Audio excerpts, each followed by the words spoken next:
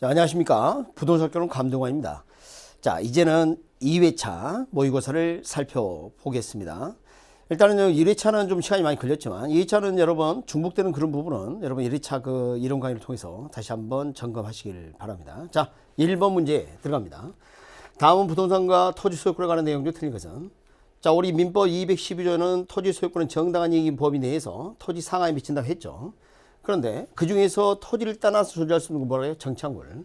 정착물이란 토지를 따라 존재할 수 없어 원칙적으로 토지로부터 독립되지 못하는 물건을 대개 이야기합니다. 원칙이 그렇습니다. 예외 있죠. 2번. 토지 소유자가 토지 소유권을 미치는 범위 내에서 적법하게 건물을 건축하였다면 그 인접에 위치하고 있는 민간 지상파 방송사업자의 전파 송신에 알미쳐도 하더라도 특별한 사정이 없는 한 그 사실만으로 방송사업자의 권리를 침해한 것으로 볼 수 없습니다.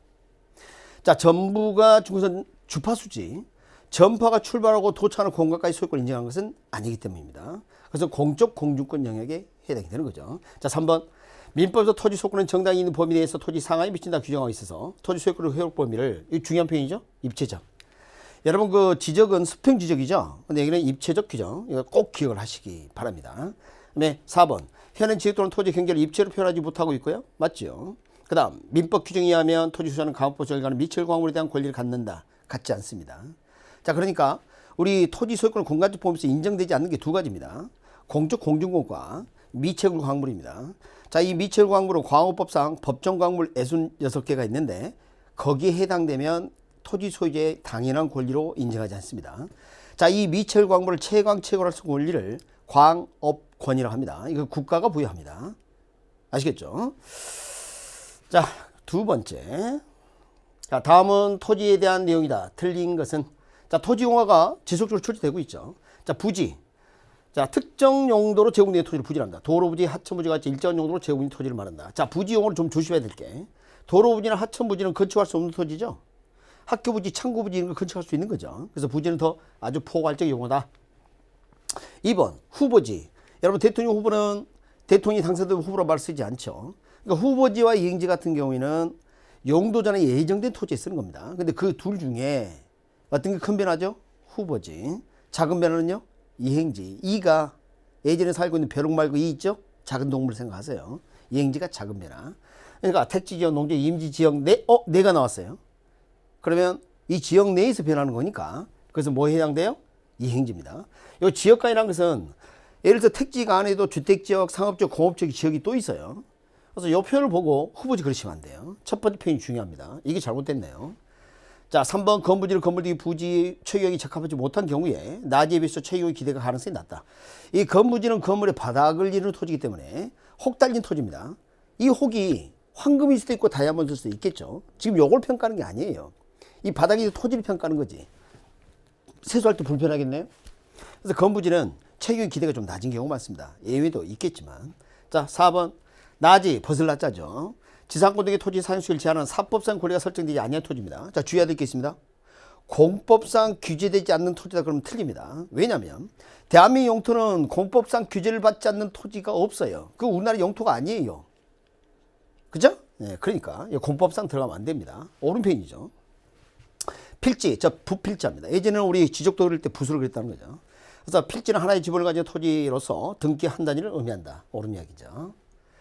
자, 세 번째. 주택에 분리한 내용 중 옳은 것은 그렇습니다. 옳은 것은. 자, 연립주택은 연립할 때 연이어 층을 이렇게 구성한단 말이죠. 옆으로. 그래서 면적이 좀 늘어납니다. 그래서 한계동의 바닥면적 합계가 660제곱미터 이하가 아니고 초과. 그 다음에 층수가 5계층이 아니라 4계층 이하의 주택이다 이렇게 합니다. 다세대 주택은 쥐들을 쓰는 한계동의 바닥면적 합계가 660제곱미터 이하고 4계층 이하여야 됩니다. 다가구주택 주택을 쓰는 층수 지하층을 제외하고 3계층 이하이며 괜찮죠? 그 다음에 한기동 바닥면적 부설 주차장 면적을 제외하고 660제곱미터 초과? 그러면 안 됩니다. 다가구주택은 660제곱미터 이하. 그리고 공동주택이 아니고 단독주택으로 들어갑니다. 좀 이따가 저 주택을 구분하는 법을 좀 말씀드리겠습니다. 자, 다중주택은 학생들 직장인들 다수인들이 장관 거주할 수 있는 구조로서 동적 주거 형태가 아니며 연면적이 요 개정됐습니다. 그러니까 일단 틀렸죠. 660제곱미터 이하고 층수가 3계층 이하 맞습니다. 자, 도시형 생활주택은 300세대 미만의 국민주택으로 대통령이 정하면서 주택으로서 단지형 세대주택, 원유주택, 기숙형 주택 등이 있다 이렇게 볼 수가 있겠죠. 이게 옳은 이야기죠. 여기 틀렸다는 거죠, 지금. 자, 그러면 제가 그림을 한번 보여드릴게요. 우리가 이제 단독주택과 공동주택 크게 나누고 있지 않습니까? 여러분 제일 헷갈리는 게 뭐냐면 다중, 다가구, 연립, 다세대예요. 이걸 좀 잘 정리를 좀 했으면 좋겠는데 이번에 이게 660제곱미터 이하로 바뀌었습니다. 그러면 이 다중주택과 다가구주택 차이점을 이제 아셔야 돼요. 이 다중주택은 고시원 같은 경우요. 고시원 방 안에 보면은 그 욕실이나 이런 건 있지만 취사 시설이 별도로 있지는 않아요, 실별로. 그러나 이 다가구 주택은 취사가 가능한 이런 곳입니다. 그러니까 이걸 가지고 이제 구분을 해야 합니다. 그럼 이렇게 합시다. 갔더니 다 중이 살고 있대, 다 중주택이대, 이렇게 기억하세요. 스님께서는 돌을 닦지 먹는 데 관심이 없어요. 그렇게 하세요. 그 다음에 다 가구 그랬죠? 이 가구가 식사를 만드는, 그러니까 뭐예요? 가스레인지라든지 이런 가구다, 이렇게 생각하세요. 오케이? 예, 그렇게. 그러니까 가구가 있는, 자, 가스레인지라든지 이런 가구가 있는 주택이다, 이렇게 기억했으면 좋겠습니다. 그 다음에 이제 상계층 이하고요. 다세대 이렇게 하면요. 우리가 이제 예전에 그 가출 청소년들 있죠? 애들이 학교 왔더니 학교 안 가고 다 셋대, 이렇게 하세요. 여러분, 집 나간 자식이 나중에 돌아옵니다. 그러면 성장 있는 아이들 키가 커서 와. 그래서 층수가 사계층으로 늘어났다, 이렇게 하세요. 괜찮. 그 다음에 연립주택 할 때 연립은 연이어 세운다는 이야기죠. 그러니까 봐봐요. 면적이 660제곱미터에서 연이어 세우다 보니까 옆으로 초가 되는 거죠. 초가 조심하세요. 4계층 이하 이렇게 하시고. 아파트는 5계층 이상입니다. 아파트 A가 감탄사죠. 아! 놀라면 이렇게 하세요. 층수가 높아서 이렇게 기억했으면 좋겠어요. 도움이 되셨으면 좋겠습니다. 자, 4번. 다음 중 유량의 경제변수는 모두 몇 개인가? 자, 유량과 저량을 나누죠. 앞에 있는 감동원 선생은 소득이 얼마요? 그러면 예를 들어서 1억이에요. 그럼 깜짝 놀라죠. 근데 10년에 그러면 상황이 달라지죠. 그러니까 뭔가 양을 표시할 때 기간을 언급해야 의미 전달이 되는 게 있고 기간을 언급하지 않아도 의미 전달이 되는 게 있습니다. 통장 잔고는 얼마예요? 그럼 기간 말할 필요 없죠? 그런 것처럼. 그럼 가계 자산은 자산 상태고요. 주택 생산량을 할 때 생산하려면 시간이 걸리죠? 유량입니다. 가계 소비, 통화량. 여러분, 이 통화량 봐봐요. 통화량은 일정 시점 유통의 화폐량입니다. 그러니까 이것은 뭐에 해당될까요? 유량일까요? 저량입니다. 자본 총량, 저런 것들. 그 다음에 신규 주택 공급량. 이거 봐요. 여기 보면 신규란 표현이 있죠? 이건 새로 만든다는 이야기예요. 새로 만들려면 시간이 걸리겠죠? 네, 그러다 보니까 3개. 그래서 뭐예요? 자, 주택 생산량, 가계 소비. 야, 소비 요거 봐봐요. 한 달에 얼마 소비한다, 이런 식으로 해야 될 거 아닙니까? 그 다음에 신규 주택 공급량, 이거 기간이 필요합니다. 그래서 제가 이제 전달을 좀 해드릴 게 이겁니다. 자, 유량은 기간을 언급해야 의미가 전달이 됩니다. 자, 그래서 이런 것들 다 기간을 말해야 돼요. 그래서 제가 주의해야 될 게 뭐예요? 신규, 생산량, 거래량, 이런 것들은 기간을 말해야 의미 전달이 돼요. 이번에 아파트 10억짜리 거래를 했는데 5건 했다? 에이, 진짜? 10년에. 그 기간을 말해야 돼, 기간을. 자, 그 다음에 이제 여러분 주의해야 될 게 이런 것들은 기간을 말하지 않아도 의미 전달이 되는 겁니다. 기간을 말하지 않아도. 이제 통화량이 좀 조심해야 돼요. 일정 시점 현재 유통되고 있는 화폐량, 이런 뜻입니다. 자, 주의할 게 일단 일정 시점 이렇게 하면 저량을 다 알아요. 이렇게 바꿔서 낼 겁니다. 현재. 그 다음에 유통되고 있는 이 말을 보면 또 유량이라고 생각할 수가 있어요. 안 됩니다. 요 유통되고 있는 것은 이런 이야기예요. 자, 대한민국 국민이 총 예를 들어서 100명이 있다 칠게요. 근데 호주에서 돈을 다 꺼내왔어요. 그랬더니 돈이 100만 원 나왔어. 근데 A라는 사람이 B라는 사람에게 만 원을 빌려줬어요. 그래도 전체는 100만 원이죠. 만 원 또 갚았습니다. 100만 원이죠. 이걸 뭐라 하냐면 통화량이라고 합니다. 이렇게 생각하세요. 저금통에 돈이 들어있어요. 100만 원이. 근데 흔들어 봤더니 안이 돌아다녀. 그 개념이 통화량이에요. 그래서 우리 수험생들이 틀리기 쉽다고 작년에 제가 엄청 강조를 했는데, 그래서 저금통 이렇게 기억을 하고 있습니다. 저금통은 저량인 거죠? 이게 통짜리 동그라미 고 뭐라고요? 저금통, 이렇게 기억을 했으면 좋겠어요. 또 나올 겁니다. 지금 31년으로 처음 나왔어요. 31회 때. 근데 사실 이것은 공인회계사 간평사 경제학 시험 문제 자주 나오는 사례예요. 근데 우리가 아직 안 나왔다가 작년에 처음 나왔습니다. 앞으로 계속 나올 것으로 보입니다. 자, 이제는 5번 보도록 하겠습니다. 아파트 시장의 수요곡선을 좌측으로 이동. 자, 여러분, 수요곡선을 좌측으로 이동시킨다는 이야기는 수요자 마음이 이미 도출된 거죠. 좌측 이동하면 수요 감소, 이렇게 됩니다. 그러니까 해당 상품 가격 이외에 일단 다른 요인이어야 되고, 공급이 아니고 수요여야 되고, 그리고 감소이어야 해요. 그래서 3가지 조건을 충족해야 합니다. 실질 수요자의 실질 소득 증가, 수요 증가죠. 건축 원자재 가격 상승은 공급 증가죠. 해당 안 되고요.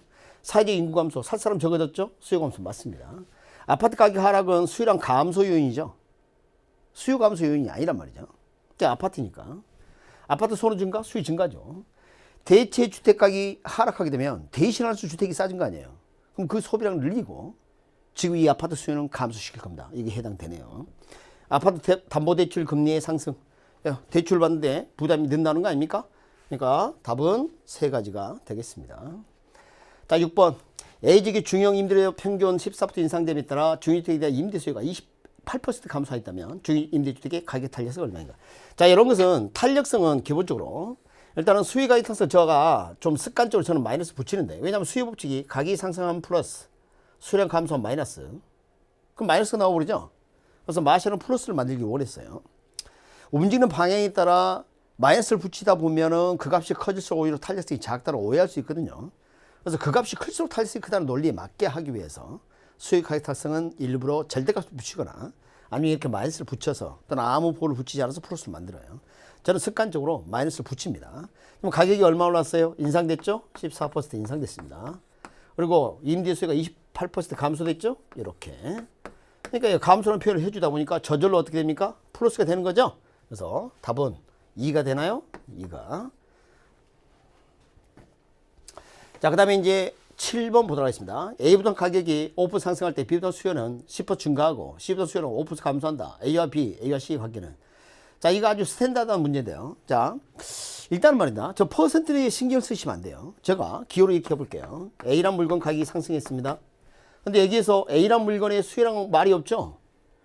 그러니까 우리가 시험을 볼 때는 말이죠. 다른 모든 조건 동일하도 보고, 두 번째, 수요 법칙과 공급 법칙이 성립함을 전제합니다. 그럼 여기 이제 생략된 게 뭐냐면, 자, QA가 생략된 거예요. 수요 법칙에다 수요량이 줄 겁니다. 그렇겠죠? 그리고, 자, B 부동산 수요가 어떻게 됐어요? B가 증가했다 그랬죠? 그럼 이렇게 되는 거죠. 그럼 봅시다. 이게 가격이 상승하자 이 양을 줄이고 대신 이 상승량 수요량을 늘린 거죠. 이런 제휴 관계를 우리가 대체제라고 그래요. 양을 대신하는 관계. 자, 두 번째 보도록 합니다. 이건 똑같이. 자, 그래서 지금 A는 수요량이 줄었을 텐데, 자, QC는 어떻게 된다 봐요.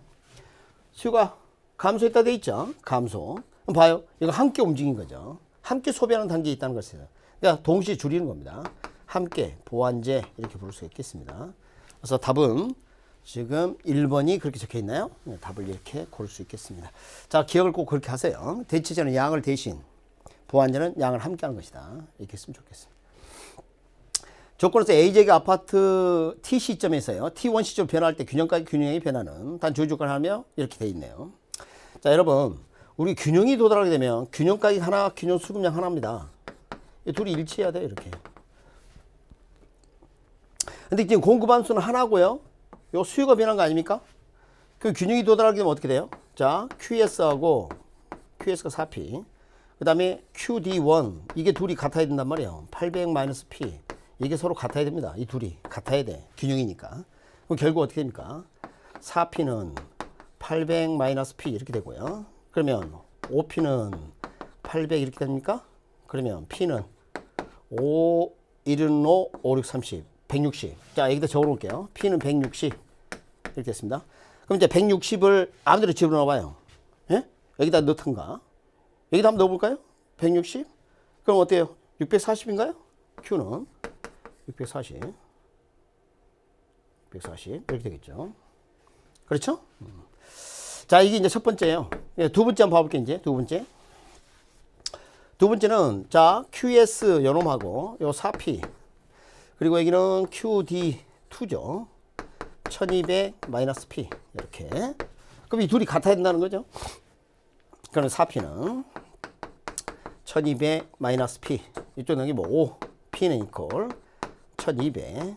자, P는 520, 5420. 240인가요?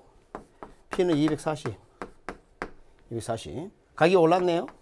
가격 상승을 찾으면 되겠죠. 벌써 답이 나와버렸네요. 그 다음에 이 Q는 얼마예요? 이제 Q. 240을 여기서 빼면 어떻게 됩니까? 960인가요? 그러니까 답은 어떻게 돼요? 1번인가요? 그래서 지금 봐봐요. 요거 계산하는 방법은 함수가 이렇게 주어지면 이퀄 놓고 푸는 겁니다. 이퀄 놓고. 균형에서는 균형 가격 하나, 기준 수급량 하나이거든요. 자, 이제는 이걸 보도록 하겠습니다. 자, 다음과 주어진 조건의 개발 연구의 현재 가치는 얼마인가? 단 제시한 가격 개발 연구 시행 여부에 의해서 발생하는 가격 차이를 반영했다. 자, 기업 도시로 개발될 가능성이 지역 인근에 일단의 토지가 있는데 1년 후 언제? 1년 후 개발될 가능성이 8,400만 원 개발되면 기업 도시로 개발되지 않을 경우는 6천만 원이 될 것으로 예상합니다. 투자지 요구수는 20%이고 이걸 할인율로 써라는 이야기죠. 기업 도시로 개발 가능성은 50%랍니다. 자, 우리가 가능성 그러면 확률을 말합니다. 그러니까 개발될 가능성이 50%라면 개발되지 않을 가능성은 몇 퍼센트? 50%라는 이야기죠. 먼저 식을 말로 한번 완성을 해보겠습니다. 먼저 개발이 확실하다. 그러면 1년 뒤에 8,400원 확실합니다. 6천만 원이 될 가능성이 없죠. 근데 오늘 1년 뒤의 금액이죠. 1년 뒤의 금액. 근데 개발이 확실하면 확률이 얘기 100%라는 이야기예요. 일반적으로 50%인데 확실할 땐 100%라는 이야기죠. 8,400만 원을 1.2로 나눠주면 돼요. 현재 가치로. 그럼 만약에 이럴지 저럴지 모른다. 그게 이제 확률이 개입이 되는 거예요. 여러분, 개발될 가능성이 100%가 아닌 한 다 불확실한 상황입니다. 다시 개발될 가능성이 60% 그렇지 않을 가능성이 40% 이것도 불확실해요. 개발될 가능성이 99% 안 될 가능성이 1% 그것도 불확실입니다. 그러니까 확률이 100%가 아닌 한 모두 불확실인 거죠.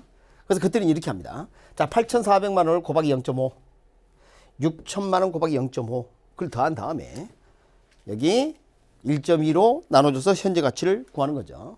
식을 한번 확인해 보겠습니다. 그러니까 봐요. 이게 100%니까 이건 필요가 없죠. 계산해 봤더니 7천만 원 나왔고요. 그 다음에 50% 반영해 주고요. 이렇게 해서 나눠줬더니 6천만 원 나왔어요. 그러면 이 부동산은 개발에 확실하면 지금 7천만 원을 거래해야 되고요. 개발될지 안 될지 불확실한 상황. 확률은 주어졌지만 불확실입니다. 6천만 원을 거래되는 게 타당할 것이다. 그럼 이걸 확실하게 해주는 정보의 가치는 뭐냐? 확실성 현재 가치에서 불확실성 현재 가치를 차감해서 1,000만 원 이렇게 하면 된다는 거죠. 출제가 자주 되니까 연습을 좀 해 주셔야 되겠습니다. 자, 이 10번 보겠습니다. 다음 사업 입지 이론에 대한 내용 중 틀린 것입니다. 자, 허프의 상권 분수 모델에 따르면 소비자 특정 점포를 이용할 확률은 경균 점포 수, 점포의 거리, 점포 면적 이런 것을 따졌었죠. 자, 허프는 상권 분수 결정론의 접근보다 확률적인 접근론이 필요하다고 생각했습니다. 그래서 확률 이론 이렇게도 부르죠. 이 확률 모델로 한 지역에서 각 상점의 시장 점유율을 간편하게 추산할 수 있다. 옳다고 볼 수 있습니다. 여러분 공부할 때는 어렵다고 생각하지만 밑도 끝도 없던 것을 확실하게 만들었으니까 간편하게 추산할 수 있다. 그다음에 3번 상권의 획정을 위한 접근법으로 공간동적 접근법, 시장 침투 접근법, 분산식 접근법이 있는데 고급 가구점 같은 전문품의 경우에는 고객이 쌀을 필요로 한 생활 필수품 이런 것처럼 균일하게 분포되어 있다고 볼 수가 없어요. 그래서 분산시장 접근법이 유용하다고 볼 수가 있습니다. 그 다음에 커스터머 스파팅 테크닉이라는 게 번역을 고객 출발지 조사 기법 또는 소비자 분포 기법 이렇게 번역을 많이 합니다. 이게 지도에다 표시를 하는 겁니다. 그래서 상권의 규모를 이렇게 알 수 있을 뿐만 아니라 고객이 어디 사는지 주소지를 표시하는 거죠. 고객 특성 파악이나 판매 추측 전략 수립에 도움이 될 수가 있습니다. 자, 5번 일반적으로 상품이나 서비스 구입 빈도가 낮을수록 여러분 구입 빈도가 낮은 게 대표적인 게 뭐 있을까요? 자, 예를 들어서 여러분 그 야채 같은 거 구입 빈도가 높죠. 근데 예를 들어서 가구는 어때요? 빈도가 낮죠. 그럼 야채를 구입하러 오는 고객을 이렇게 보면 매장에서 저 멀리 10km 막 20km 떨어진 데 옵니까? 안 그렇습니다. 그 아파트 단지 주변에 쏜다고요. 근데 가구를 구하는 사람 와서 보면 멀리서도 올 수 있어요. 그러면 상권이란 트레이딩 에리어, 실질적 고객이 존재하는 권역입니다. 그러니까 가구를 필요하는 고객이 존재하는 권역이 더 크게 분포되어 있다면 상권 규모는 작다가 아니라 크다 이렇게 되겠습니다. 자, 이제는 공업입지 이론 보도록 하겠습니다. 우리 이제 공업입지 이론 같은 걸 베버 이론하고 레시 이론이 대표 이론이죠. 자, 베버는 뭐라고 했는지 보겠습니다. 틀린 걸 찾습니다. 공업입지 이론 기업은 단일 입지 공장이고 다른 조건을 통일할 때 최소 비용으로 제품을 생산할 것을 기업의 재직이 필요해요. 최소 비용 이론입니다. 그래서 자, 좋아요. 두 번째, 운송비 비중이 적고 기술 연관성이 높으며 계열화된 사람은 같이 있으면 좋겠네요. 직접적 입지하면서 같이 모이는 거죠. 비용 절감 효과를 얻을 수 있겠습니다. 그 다음 중간재나 완제품을 생산하는 공장, 최종 생산물에 가깝죠. 이런 것도 시장 지향 입지를 만약에 노동 집약적이다. 노동력이 많이 필요해요. 그리고 미숙련공, 숙련공이 아니라 그러니까 이제 손만 많이 필요한 이런 거죠. 숙련도가 없어도 되는 거죠. 이런 것들은 노동 지향 입지를 선호한다. 옳은 이야기죠. 자, 그 다음에 유비코터스 머티리얼. 자, 보호편을요. 이 보편을 어디에서나 입수가 가능한 원료입니다. 그러니까 뭐 수돗물이라든지 뭐 전기라든지 공기라든지 뭐 이런 것을 어디서 얻을 수 있지 않겠습니까? 그래서 이런 것들은 원료 산지를 찾아갈 필요가 없겠죠. 그리고 최종 상품을 생산하는 그게 시장 가까이 있는 게 좋을 수가 있습니다. 이런 공장은 어디? 시장 지향 입지고요. 그 다음에 이제 중량 감소하는 뭐 어떤 거냐. 예를 들어서 철광사나 석회석 같은 경우는 무게가 많이 나가는데 이걸 가공하면 무게 줄죠. 그래서 중량이 점점 줄게 되기 때문에 원료 산지에서 무게를 줄여서 옮기는 게 낫다 이 말이죠. 그래서 이런 경우에는 원료 지향 입지 선호하죠. 이게 잘못됐죠. 지금 바꿔놨죠. 일부를. 자, 이염물 폐기 규제, 대상적인 기업 환경, 세제 혜택, 저항 정부나 제방 정부의 지원 등도 부지 선정 시 고려할 중요한 요인이 될 겁니다. 그래서 답이 4번이 틀렸는데, 자, 좀 더 자세한 걸 좀 보도록 하겠습니다. 지금 여러분이 공부를 할 때 제일 헷갈리는 게 이겁니다. 자, 저울을 보십시오. 원재료가 무겁고 제품이 가볍다 그러면 이렇게 기울어지죠? 그 무거운 것에서 가공해서 무게 줄여서 옮기는 게 나아요. 자, 제품이 무겁다. 가공해서 무게가 늘죠? 그 멀리서 무게를 늘려서 가져올 필요가 없겠죠. 제품이 무거우면 시장 지향 입지 이렇게 하시면 돼요. 아시겠죠? 자, 원료 무겁다 무슨 지향 입지? 원료 지향 입지. 제품이 무겁다 뭐? 시장 지향 입지. 어때요? 괜찮습니까? 이렇게 정리하시면 되겠습니다. 자, 이제는 지대로 대한 내용 좀 옳은 것을 찾아보도록 하겠습니다. 마르크스. 자, 마르크스하고 이제 리카도를 좀 대비해서 우리 학습을 해야 되는데, 자, 리카도가 말한 이야기를 이렇게 적어놓은 것 같습니다. 지대 발생 원인을 비옥한 토지 희소성과 희박하고 적다는 이야기죠. 스케서티죠. 수학 체감 현상으로 설명하고, 그러니까 추가적 생산물이 계속 증가하지 않는 그런 현상을 잘 나타내고 있죠. 토지 질적 차이, 여기 뭐예요? 비옥도죠. 이게 임대료 차이를 가져온다는 리카도의 차익지대설입니다. 자, 차익지대설에 따르면 생산물 가격과 생산비가 일치해. 자, 무슨 말이냐면 내가 농사 지었는데 농산물 가격이 팔았더니 100만 원이야. 근데 비용을 계산하면 100만 원이야. 그럼 남는 게 없죠. 그러면 남의 토지를 이용한다 해서 그 사익률 지불할 마음이 있겠냐 이 말이야. 이런 데는 한계지라고 하고요. 또는 최열등지. 그리고 지대가 발생하지 않는다. 옳은 이야기죠. 이게 옳은 이야기. 세 번째, 차익지대설에 따르면 토지 소유는 토지 소유라는 독점적 지위. 소유권을 가진 자가 무조건 지대를 받는다 해서 이걸 절대지대설을 합니다. 틀렸죠. 자, 티내는 한기지 생산지와 우등지 생산비 차이를 절대지대로 봤다. 이게 무슨 말이에요? 한기지 우등지 차이가 이거 아닙니까? 요거요. 이거 한기지 지대가 없고. 이거 리카도 이야기죠. 이것을 차익지대로 봤죠. 그 다음 차익지대에서 따르면 지대는 경제 잉여가 아니고 생산비다. 경제 잉여로 봅니다. 그래서 생산비가 아니고 경제 잉여다 이렇게 합니다. 리카도도 요 지대를 불로소득으로 봤습니다. 지금 무슨 말이냐면, 자, 갑수인은 비옥한 토지를 가지고 있고 을수인은 척박한 토지를 가지고 있어요. 근데 그걸 다 조상에게 물려받아서 그 토지를 소유하게 됐다라고 칩시다. 둘 다 노력하지 않고 토지 사용료를 받습니다. 그런데 갑은 상대도 비옥도가 높죠. 그러니까 지대가 비쌀 뿐이야. 을은 비옥도가 낮으니까 지대가 좀 싸겠죠. 그렇죠? 그렇다 하더라도 그 시기가 노력한 대가가 아니야. 그래서 기본적으로 이걸 좀 조심해야 돼.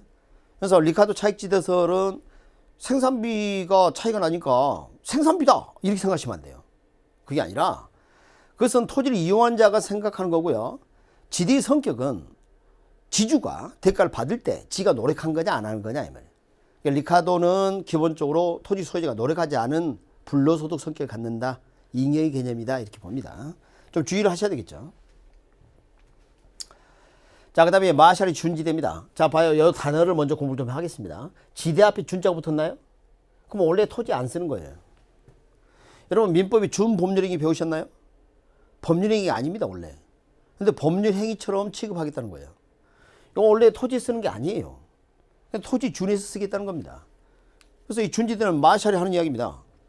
자, 예를 들어서 갑작스럽게 어떤 고정 시설물 같은 것을, 이런 설비 같은 걸 갑작스럽게 이렇게 구하게 되면요, 대가를 많이 치러야 될지도 몰라요. 그러니까 그 설비를 가진 사람은 불로소득을 얻을 가능성이 높다는 겁니다. 그러니까 단기에 이런 현상들이 많이 벌어집니다. 그래서 자, 1번 기업 고정생산 요소 공급량은 단기적으로 변동하지 않죠. 그러니까 다른 조건이 동일하다면 준지대는 고정생산에 대한 수요에서 결정됩니다. 수요가 많으면 대가를 많이 치를 가능성이 있어요. 그래서 준지대는 사람 생산을 위해서 사람들이 만든 기계나 기구로부터 얻는 소득이고, 토지에 대한 계량공사로 추가적으로 발생한 일시적 소득이 있다. 토지 자체가 아니죠. 그런 것을 준지대로 봐야 됩니다. 그 다음에 준지되는 토지의 고정생산적으로 귀속되는 소득으로서 다른 조건이 동일하면 영구적 틀렸습니다. 여기 영구적으로 발생하는 게 아니라 일시적으로 생기는 것으로 봐야 합니다. 시간이 지나면 모든 게 변하거든요. 그래서 이것이 잘못됐어요. 릴이 빠진 게 답이 되겠습니다. 자, 이제는 부동산 정책에 대한 내용 중 옳은 것입니다. 자, 주택에 대한 금융지원 정책은 정부 직접적 시장 개입 수단이다. 자, 여러분 직접적 개입하고 간접 개입을 좀 구분하시는데, 직접 개입이란 정부가 수요자나 공급자 역할을 하거나, 두 번째 시장의 기능의 일부를 인수하거나. 그러니까 우리가 시장의 기능 중에 가격 창조 기능이 있었죠. 그러니까 분양가 상한제나 임대료 규제 같은 것은 시장에서 정해진 가격의 임료를 억제시키는 그런 정책이에요. 이런 걸 직접 개입을 합니다. 근데 금융지원 정책은 그렇지 않다는 거죠. 간접 개입이죠. 토지 정책 수단 중 도시개발사, 토지수용, 보조금 지급 등은 직접적 개입이다. 방식이다. 자, 그러니 보조금 지급은 수요자를 공급자 역할을 하는 게 아니죠. 그래서 틀렸습니다. 그러니까 일부 나눠지죠. 이건 직접, 여기는 간접. 자, 오늘날 소유권은 자체가 당연히 사회성을 내포한 절대적 권리라고 보지 않습니다. 상대적 권리로 봅니다. 그러니까 토지 공개념을 우리가 생각할 때 공산주의가 된다고 생각하시면 안 됩니다. 자, 무슨 말이냐면, 자, 내가 가지고 있는 이 토지는 사유이기전 국토 일부죠. 그러니까 공익과 사익이 충돌할 수가 있어요. 그러면 공공복리를 우선하자 이 말이에요. 그렇다 할지라도 민간이 소유권을 가지고 있지 않습니까? 사적 재산 소유권을 인정하니까 정당하고 충분한 보상을 해주겠다는 겁니다. 그래서 권리를 인정하긴 하되 상대적 권리를 보겠다는 게 맞는 이야기죠. 그 다음에 개발부담제는 개발사업 시행으로 이익을 얻은 사업 시행자나 토지 소유자도 여기 해당이 되겠죠. 개발이익 일정일을 환수하는 제도입니다. 그래서 우리나라는 개발이익 환수에 관한 법률이 있습니다. 그래서 개발부담금을 징수하고 있습니다. 그 다음에 택지 공영개발은 개발이익의 사회적 환수를 불가능하게 한다. 여러분, 자, 민간이 토지를 가지고 이걸 개발하게 되면 개발할 때 이익들이 생겨요. 주변이 또 개발된다면. 근데 정부가 이것을 수용해서 개발해버리면 그 토지를 가진 자의 저런 개발 이익을 사유화하는 것을 막을 수가 있단 말이죠. 환수가 됩니다. 그래서 정답은 4번이 되겠습니다. 자, 이제는 임대료 규제 보겠습니다. 틀린 겁니다. 자, 임대료 규제는 임대료 수준 또는 임대료 상승률을 일정 범위 내에서 규제하여 임차가구, 집 없는 분들이죠. 이런 걸 하는 일종의 가격 규제라고 볼 수가 있겠습니다. 그 다음, 지금 시장의 임대료가 지금 단위당 100이라 쳐볼게요. 정부가 규제 임대료, 정부 규제 임대료가 기준임대로 낮아야, 낮게 설정해야 저소득 주거비 부담이 완화를 기대할 수 있을 것이다. 그렇습니다. 그 다음, 세 번째. 규제 임대료가 신약 규제 임대료 낮은 임대료 규제는 지금 여기 뭐라 돼 있어요? 장기적으로. 여러분, 임대료 싸게 받아라. 그럼 당장은 임대주택이 사라지지 않겠죠. 그러나 장기가 되면 기존 임대주택이 다른 용도로 전용되거나 새로 신설되는 신규 진입되는 임대주택도 줄어들 거예요. 없을 거예요. 장기적으로 임대주택 공급량을 증가시킨다. 이게 잘못됐죠? 감소시킨다. 4번. 규제임대로 임대료 상한이 낮을 경우 임대료가 규제 이전의 기준수보다 낮아져서 단기에 비해서 장기의 초과 수요가 더 발생할 수 있다. 갭이 더욱더 커질 수가 있어요. 여러분, 시간이 흐를수록 보다 탄력적이라고 배웠죠. 그래프 더 완만해지면서 초과 수요는 더 커지는 거죠. 갭이 더욱더 커집니다. 그러니까 주택량도 더 많이 감소하고. 5번. 규제임대료가 시장 기준보다 낮은 임대 규제에서는 임대부동산의 질적 저하를 초래할 수 있다. 그렇습니다. 낮은 임대료 받고 어떻게 수익 활동을 합니까? 궁극적으로는 질적 저하를 초래할 수도 있겠죠. 관리도 소홀히 할 겁니다. 3번이 틀렸습니다. 자, 주택철도 임대료 보호제에 대한 내용 중 틀린 것은, 자, 우리 이제 임대료 보조 부분은 제가 추가로 좀 더 설명해 드릴 텐데, 자, 한번 보도록 하겠습니다. 자, 우리나라는 생산자 보조 방식으로 공공임대주택 제도를 시행하고 있습니다. 생산자에게 지원하는 그런 시스템을 볼 수 있겠죠. 그 다음에 주거 바우처 또는 주택 바우처 제도는 임대료 보조를 교환권으로 지급한 제도 맞습니다. 그래서 좀 이따가 보겠습니다. 그 다음에 임대료 보조 정책이 임차인의 임대료 부담을 줄여줄 수 있다. 그런가요? 네, 그렇습니다.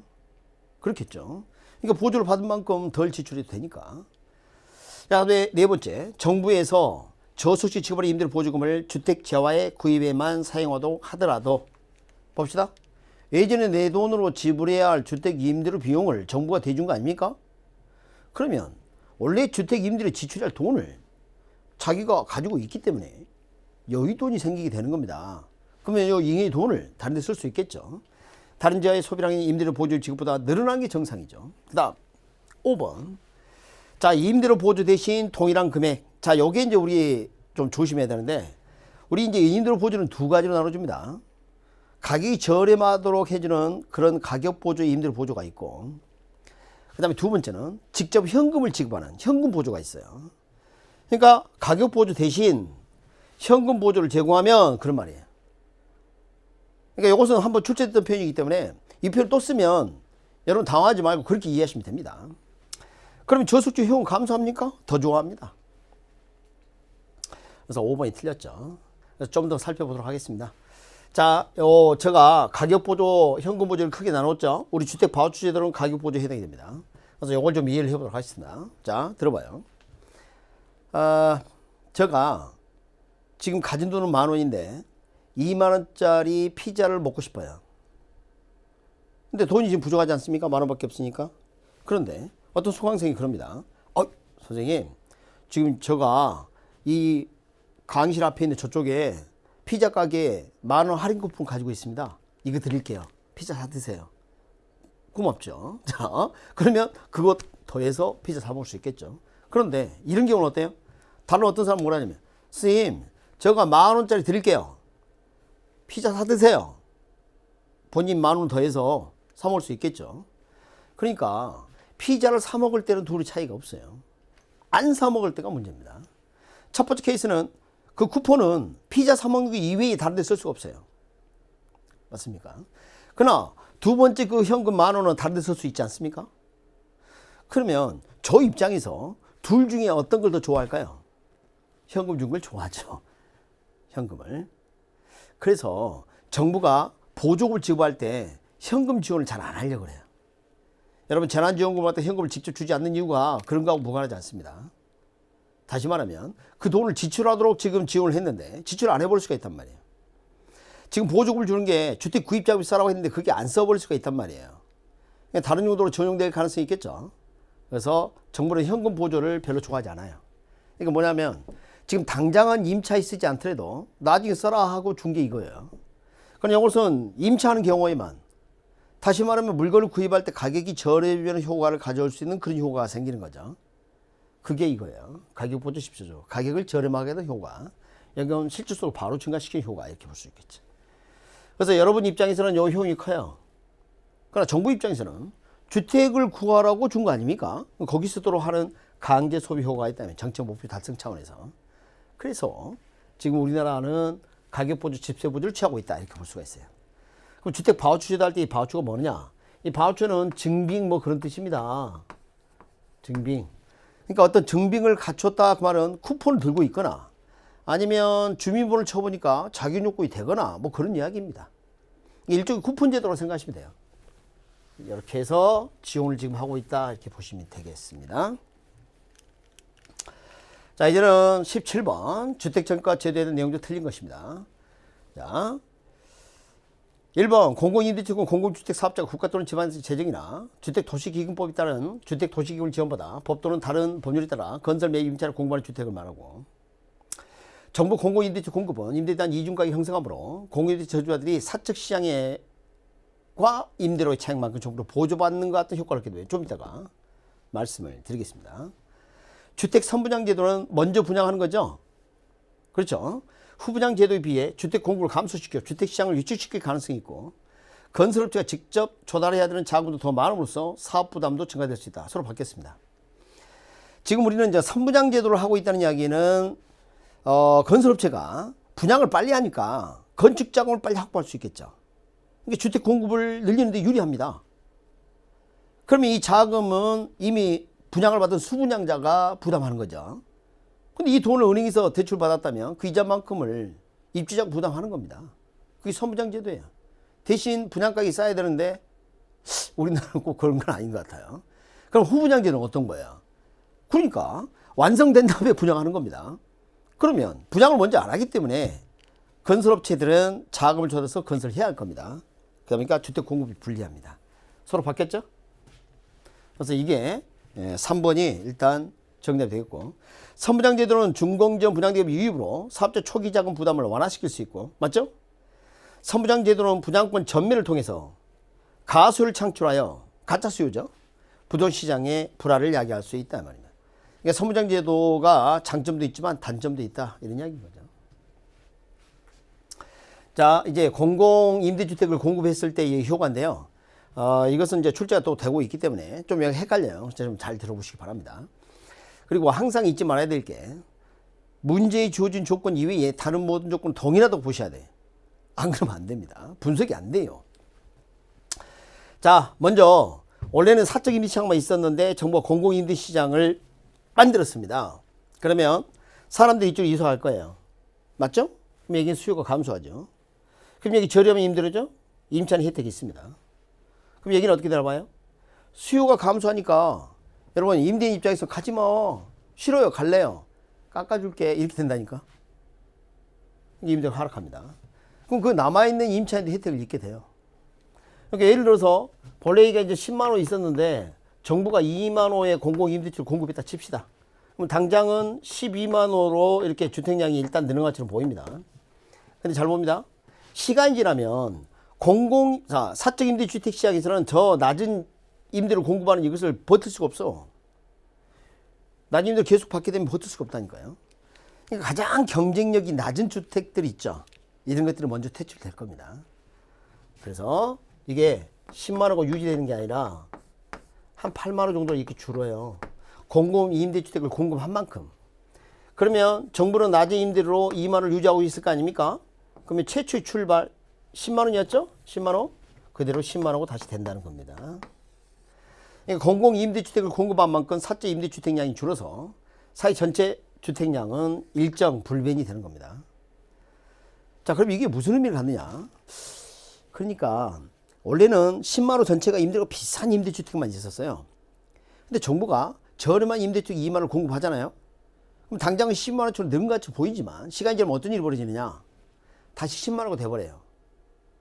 대신 예전에는 모두 다 비싼 임대료였지만 비싼 임대료는 8만 원 정도가 유지되고 저렴한 임대료를 받는 2만 원가 존재하게 된다는 거죠. 그러니까 주택량이 감소하는 자원 배분의 문제점을 일으키지 않으면서 공공임대주택에 사는 사람은 낮은 임대료 살 수 있는 임대료 보조를 받는 것 같은 혜택을 잃게 된다. 아시겠죠? 그러니까 사적 시장이 남아있는 사람은 아무런 혜택이 없어요. 이해하시겠습니까? 선생님 이리 가면 돼. 장기 입주 다 끝났습니다. 주택량이 여전히 10만 호 이렇게 되겠습니다. 그래서 지금 이건 상당히 좀 조심을 해야 합니다. 여러분이 지금 평소에 생각했던 내용으로 정책 파트 문제를 풀면 실수를 많이 합니다. 그러니까 여러분 경험을 가지고 문제를 푸시면 안 되고요. 항상 시험 문제는 주어진 조건 이외에 다른 조건은 동일하다고 보고 문제를 푸셨으면 좋겠습니다. 자, 예전은 18번 보도록 하겠습니다. 부동산 조세에 대한 내용이 틀린 것입니다.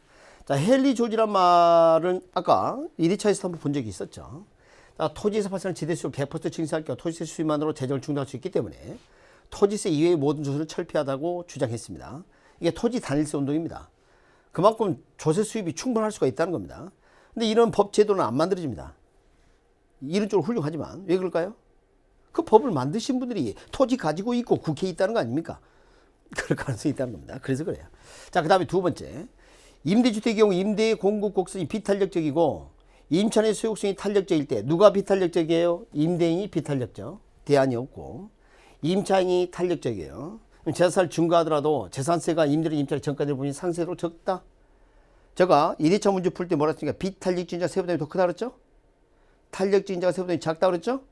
그러니까 전가가 덜 된다 말이죠. 그 다음에 토지 공급세가 완전 비탄력 상황이다. 이렇게 수직이에요. 잡아요. 만약에 수요가 이렇게 증가한다. 그러면 요만큼 가치 상승분이 생길 겁니다. 그러니까 완전 비탄력적 이런 상황에서 정부가 가치 상승분만큼 세금 내라. 그러면 공급자가 이 모든 세금을 다 내게 돼요. 그리고 이 양이 줄는 건 없지 않습니까? 그러니까 일반적인 우상인 그래프가 아니라 수직인 상태가 된다면 이때는 자원부의 애곡이 초래되지 않습니다. 줄지 않거든요. 4번. 수요 가치성이 비탄력적이고 수요가 비탄력적이죠? 그렇죠? 공급이 같았으니 탄력적이다. 그럼 매도인보다 매수액이 더 크게 작용. 그렇죠? 비탄력적인 게 수요네요. 자, 5번.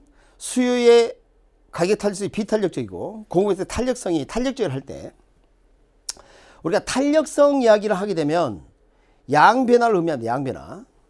그러니까 매도인 공급자는 가격 변화에 민감하게 여기 민감은 양변화를 말이야. 양변화. 양변화. 이것은 세부담 이야기가 아닙니다. 세부담 이야기가 아니에요. 그럼 봐봐요. 수요는 비탄력적이고 공급은 탄력적이게 돼 있죠. 그러니까 양변화 더 민감하게 반응하지 않는 반면 그러면 안 돼요. 탄력적인 자가 더 민감하게. 그러니까 이거 지금 공급자죠? 이거죠? 자, 반응하지 않는 반면에 매수는 매우 민감하게 반응할 것이다. 서로 바뀌었습니다. 자, 이렇게 해서 그러니까 전에 우리 1차 어떻게 봤어요? 공부 어떻게 했습니까? 비탄력적인 자 세보다 크다. 네 글자. 탄력적인 자 세보다 적다. 이제는 요구 수익률 얘기를 하겠습니다. 여러분, 요구 수익률. 투자자가 요구하는 수익률. 자, 우리 1회차 뭐뭘 구성되다 그랬어요? 무위험 수익률, 위험 할증률, 예상 인플레이션율. 옳은 것은? 자, 여기서 무위험률 하락 나왔습니까? 이게 뭐죠? 자, 금융기관에 돈을 맡기게 되면 정기 예금이자 같은 거 말이에요. 이게 하락하게 되면 투자자는 더 요구를 할 수 있는 기회가 줄어드는 거예요. 왜? 은행이 넣어놔도 이제 많이 안 주잖아요. 그러니까 무위험률 하락이 아니라 상승을 하게 되면 투자 요구수는 상승시키는 게 맞고요. 하락일 때는 투자 요구수는 하락시키는 요인이 되고 그렇겠죠. 이게 일단 틀렸고요. 두 번째, 부동산 투자의 위험 회피행위라면 위험을 싫어한다면 위험이 증가할 때 비례하여 위험 할증률을 높일 겁니다. 낮춘다가 아니라 높인다. 그 다음 부동산 투자인이 채택되기 위해서는 요구 수익률이 여기 주어져? 기대수보다 커야 한다. 여러분이 요구하는 것보다 시장에서 주는 수익률이 낮아야 된단 말 같은 말 아니에요. 안 되죠. 그죠? 자, 4번. 어떤 부동산 투자 요구수익률이 기대수익률보다 큰 경우. 자, 요구수익률이 기대수익률 크잖아요. 그럼요, 기대수익률은 시장 가치가 숨겨져 있어요. 여기에 변해서 요구수익률을 같아지려 합니다. 그래서 대사무장의 기대수익률이 점차 상승하게 된다. 좀 이따가 증명해 드리겠습니다. 5번. 부동산 투자에서 일반적으로 위험과 수익은 비례관계. 그래서 위험이 커진 만큼 수익은 커져야 한다. 이런 말이죠. 자, 그래서 5번이 맞고요. 자, 이게 잠깐 봅시다. 예를 들어서 기대수익률이 15%, 요구수익률이 10%. 그럼 시장 가치가 봐봐요. 자, 어떻게 들어봐요? 지금 100일 때 15% 순수익이 들어온다. 15억이. 그럼 사람들 서로 살려야 할 거예요. 그럼 비싸져요. 그럼 다시 10% 됩니다. 그러니까 주의해야 될 게 내가 산 부동산이 100억짜리가 150억이 되었다. 이렇게 하시면 안 되고요. 100억 주고 살 것을 이제는 150억 주고 사야 한단다. 그런 뜻이에요. 그러니까 기대수익률이 작아져서 이거 같아져요. 비싸게 사야 한다. 그러니까 결국 이렇게 됩니다. 기대수익이랑 요구수익이 다르면 기대수익이 변해서 요구수익이랑 같아져요. 시장 가치가 기대수익이 들어있기 때문에. 여기 한번 봐볼까요? 예를 들어서 100억에 샀는데 5억에 순수익이 들어온다. 그러면 사람들 투자하겠습니까? 그러면 싸져요. 그러니까 싸게 살 수 있게 되는 겁니다. 투자 자본을 줄일 수가 있어요. 따라서 기대 순수익이 차지하면 높아지게 됩니다. 그러니까 요구수익보다 기대수익이 작으면 기대수익이 커져서 같아지고, 그래서 결국은 둘이 같아지는 상황이 되게 되는데, 이때는 우리가 균형을 이루었다 이렇게 볼 수가 있습니다. 요구수익을 충족한다 이렇게 볼 수가 있겠습니다. 자, 이제는 1회 때는 개별 자산의 기대수익을 계산했죠. 제가 이전에 잠깐 좀 말씀을 드렸던 게, 자, 여기 전체 구성 자산 이렇게 돼 있고, 그 다음 뭐예요? 기대수익률이에요. 그럼 요 기대수익률을 먼저 구해야 돼요. 지금 자산이 하나가 아니야. 이제는 어떻게 돼요? 3개죠. 그럼 아까 예전에 우리 1회 때, 자, 상가의 기대수익률 한번 계산을 해보겠습니다. 자, 봅니다. 식을 한번 완성해 볼게요. 이 자산 비중은 포트폴리오 구성할 때 쓰는 거고, 당장 이게 필요하네요. 자, 확률은 호황 40%, 불황 60%입니다. 그러니까 호황 여기 몇 퍼센트? 40% 0.4를 곱해주고, 불황은 뭐예요? 0.6. 자, 식을 말로 해보겠습니다. 이렇게 합니다. 0.4 곱하기 20 플러스 0.6 곱하기 10. 이건 어떻게 해요? 0.4 곱하기 25. 0.6 곱하기 10 그래갖고 더하고, 여기 0.4 곱하기 10, 0.6 곱하기 8 이렇게 해서 더합니다. 그러면 각각의 기대수익이 나오게 되는데, 지금 정답이 문제가 아니라, 자, 어떻게 푸는지 보겠습니다. 자, 기대수익을 각각 구했죠? 이렇게 해서 14%, 16%, 8.8%. 개별 자산을 기대수익이 다 구해지지 않았습니까? 그런데 지금 이것은 한 가지 자산을 투자한 게 아니라 분산 투자한 거죠. 자산 구성 비율만큼 반영을 해야 할 겁니다. 그러니까 예를 들어 상가에 많이 투자했다 그러면 상가 이순위를 많이 반영하고 적게 투자했다 그러면 적게 반영해야 할 겁니다. 그러니까 아까 그 표에 자산 구성이 나와 있어요. 구성 비율이. 이 구성 비율로 이렇게 가중 평균해서 계산해야 될 것이다. 이 말이죠. 이게 포트폴리오 기대 수익입니다. 이렇게 해서 더하게 되면 13.96%가 되겠습니다. 자, 2회차 문제는 이렇게 20번까지 첫 번째 클래스를 마치고요. 자, 쉬는 시간 가진 다음에 자, 두 번째 수업 진행하도록 하겠습니다.